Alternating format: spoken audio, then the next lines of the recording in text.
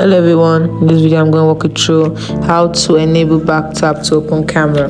First thing is open up your settings, then scroll down to accessibility, tap on it, tap on, so you go down a little and tap on touch.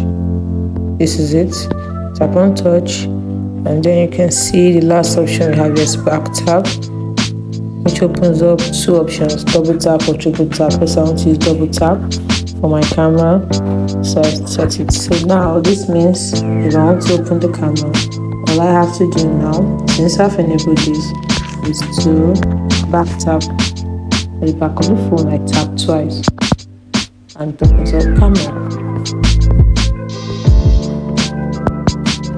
It's as simple as that to open up the camera. Double tap to open up the camera.